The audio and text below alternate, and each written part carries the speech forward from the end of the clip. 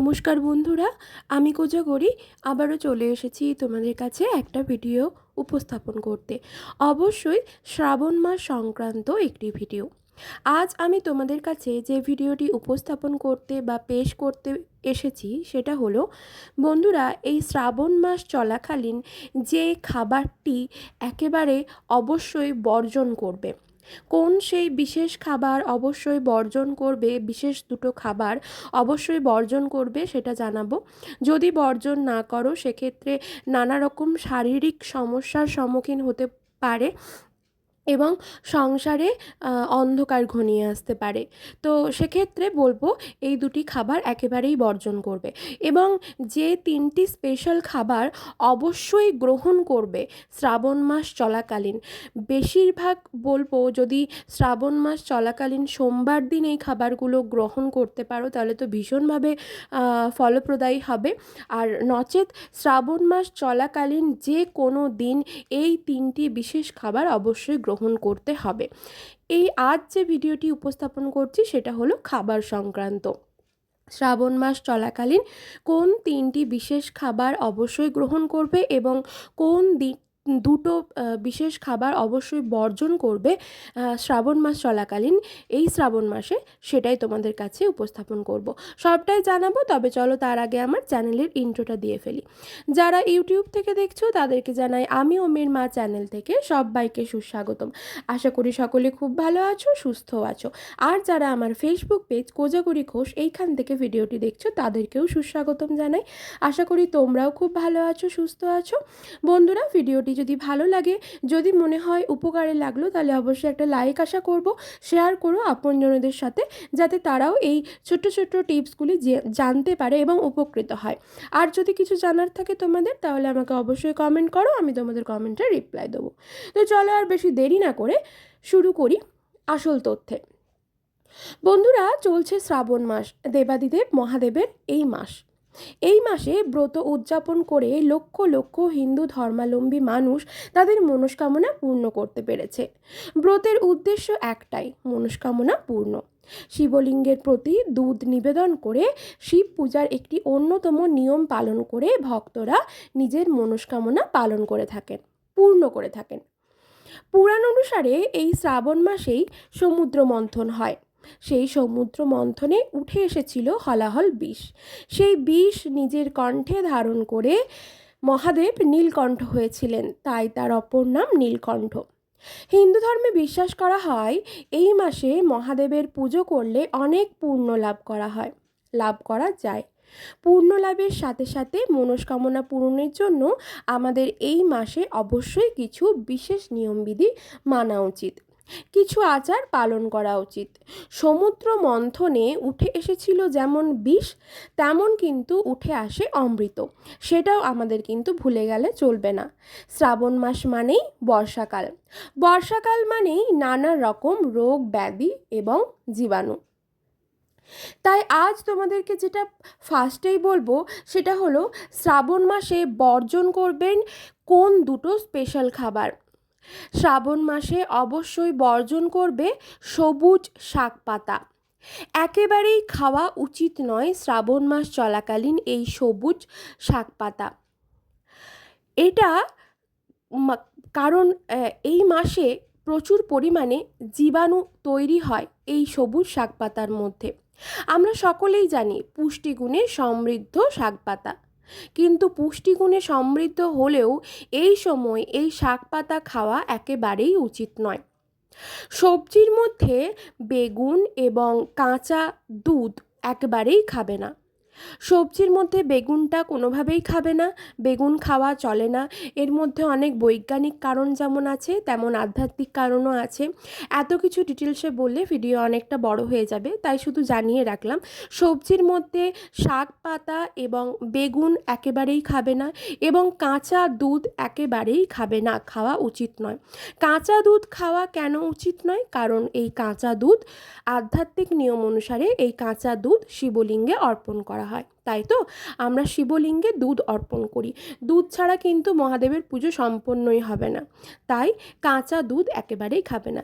তাহলে সবুজ শাক পাতা, বেগুন এবং কাঁচা দুধ অবশ্যই বর্জন করবে শ্রাবণ মাস চলাকালীন এই খাবারগুলি খাওয়া। এখন যে 3টি খাবারের কথা বলবো সেগুলি শ্রাবণ মাসে যে কোনো সোমবার গ্রহণ করতে পারলে ভীষণভাবে ফলাফল লাভ করবে, এবং যদি শ্রাবণ মাসের নির্দিষ্ট কোনো সোমবার গ্রহণ করতে না পারো, শ্রাবণ মাস চলাকালীন প্রত্যেক দিন খেতে পারো।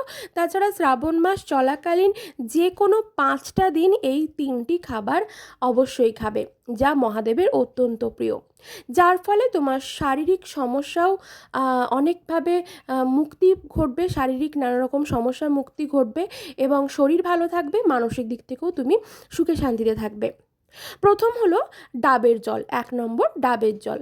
ডাবের জলে রয়েছে টক্সিক দূর করার ক্ষমতা। ডাবের জল যেমন মহাদেবের অত্যন্ত প্রিয়, তেমন ডাবের জল পান করলে শরীরে শক্তি আসে, রোগ প্রতিরোধের ক্ষমতা বাড়ায়, অনেক রোগ থেকে সুরক্ষা দিতে কাজ করে এই ডাবের জল। এই ডাবের জল আবার ওজন নিয়ন্ত্রণে রাখে। তাছাড়া থাইরয়েড হরমোনের ভারসাম্য বজায় রাখতে ডাবের জল ভীষণভাবে উপকারী। কিডনিও সুস্থ রাখে এই ডাবের জল। তাই অবশ্যই শ্রাবণ মাস চলাকালীন যে কোনো সোমবার অবশ্যই বলবো পান করো। তাছাড়া নির্দিষ্ট সোমবার কোনো পান করতে না পারলে সেক্ষেত্রে বলবো শ্রাবণ মাস চলাকালীন অন্তত পক্ষে 5টা দিন এই খাবারটি অর্থাৎ এই ডাবের জল অবশ্যই গ্রহণ করবে। 2 নম্বর হলো নারকেল। স্বাস্থ্যগুণে ভরপুর একটি ফল হলো নারকেল। তেমনই আবার পুজো পার্বণেও এই ফল সমস্ত কাজেই লাগে। সমস্ত দেবদেবীর পুজোতে কিন্তু নারকেল লাগে, কোনো পুজো পার্বণ নারকেল ছাড়া সম্পন্ন হয় না। তাছাড়া নারকেলে রয়েছে প্রচুর স্বাস্থ্যগুণ, হার্ট সুস্থ রাখে, হজম শক্তি বাড়ায়। নারকেলে থাকে যে মিনারেলস, সেটা আমাদের হাড়ের শক্তি বৃদ্ধিতে অত্যন্ত প্রয়োজনীয়। এতে থাকা ক্যালসিয়াম আমাদের হাড়কে যেমন মজবুত করে, তেমনই আবার দাঁতের ক্ষয়ও রোধ করে। নিয়মিত নারকেল খেলে আমাদের ঔজ্জ্বল্য বৃদ্ধি করবে। ঠিক আছে? তাই বন্ধুরা অবশ্যই ডাব আর নারকেল শ্রাবণ মাস চলাকালীন যে কোনো 5টা দিন গ্রহণ অবশ্যই করো। যদি পারো, সম্ভব হয়, সেক্ষেত্রে সোমবার দিন গ্রহণ করো। বিশেষ করে যেদিন তুমি উপবাস করে শিব বাবার পুজো করবে, অভিষেক করে, সেই দিন অবশ্যই গ্রহণ করবে এই খাবার। 3 নম্বর যেটা সর্বশেষ যে 3টি খাবার অবশ্যই গ্রহণ করতে বলছিলাম, 3 নম্বর হলো তেতো জিনিস। তেতো অর্থাৎ উচ্ছে, নিম পাতা, ব্রাহ্মী শাক, এগুলো তেতো হয়, তাই এই তেতো জিনিসটা খেতেই হবে।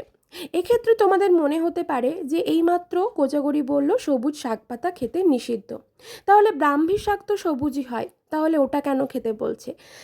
ব্রাহ্মী শাক পরিষ্কারভাবে ধুয়ে গরম জলে, ঈষৎ উষ্ণ গরম জলে ধুয়ে কিন্তু খেতে পারো, এতে কোনো অপকার হবে না, কারণ তেতো জিনিসটা দরকার।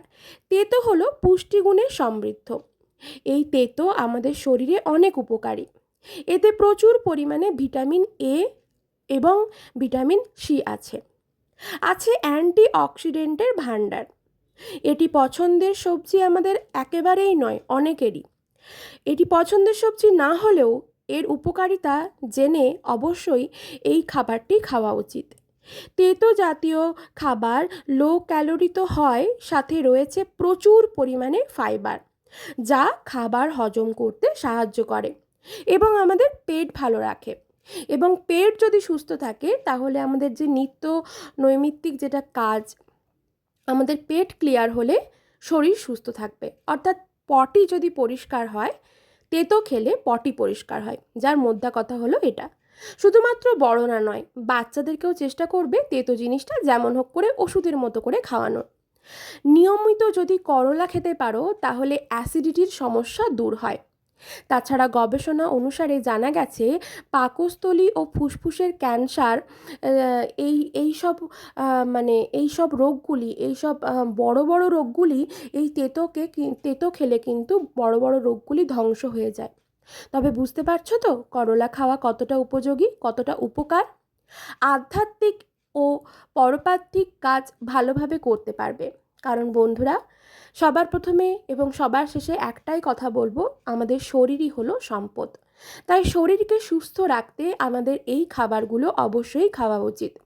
শুধুমাত্র শ্রাবণ মাস বলে নয়, যে কোনো দিন, প্রত্যেক দিনই এই খাবারগুলি খাওয়া উচিত। তাই বন্ধুরা চেষ্টা করবে শ্রাবণ মাস চলাকালীন এই দুটো জিনিস, তিনটে জিনিস খাবার বর্জন করা এবং এই তিনটে খাবার গ্রহণ করা।